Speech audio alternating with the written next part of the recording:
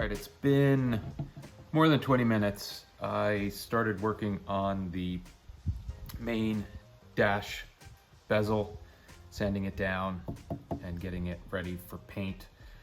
And I was making good progress on that, so I just kept going and figured I'd come back to this when I got done. So this definitely, I did check on it. It did cure pretty quickly. It does feel much lighter than the other body filler, and I have already cut up a couple of pieces of 220 and 400, hoping that I can just start there and I don't have to use the heavier grit, and see how that finishes up.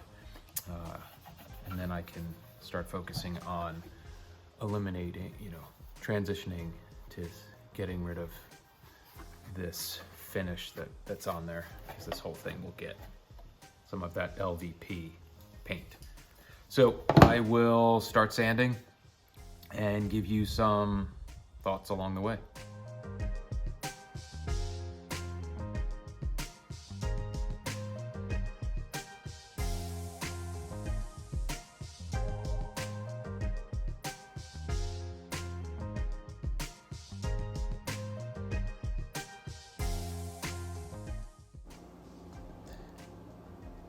Like in the earlier videos, I've sped up this sanding because you don't need to watch it all, but this is only going in 2x speed, so you can get a sense of just how quickly it goes by.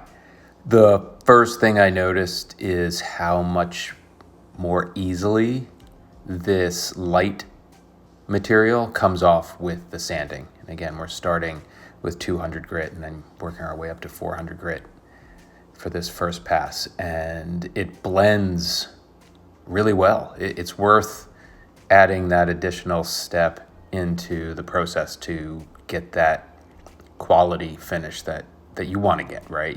You're not doing this because you just want to get it done. You're doing this because you have to look at it for a long period of time.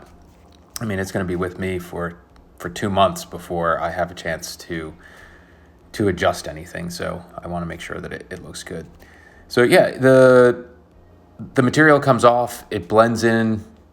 You're using a little less pressure on the sanding block. This contoured block was worth every penny to ease my fingers, because there is some sanding that you're going to have to do to just get into some contours with your hands holding the sandpaper, and you do feel the heat come through the sandpaper.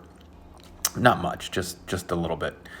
So I just keep going on this very quickly, moving from 200 to 400 and taking a break to evaluate it.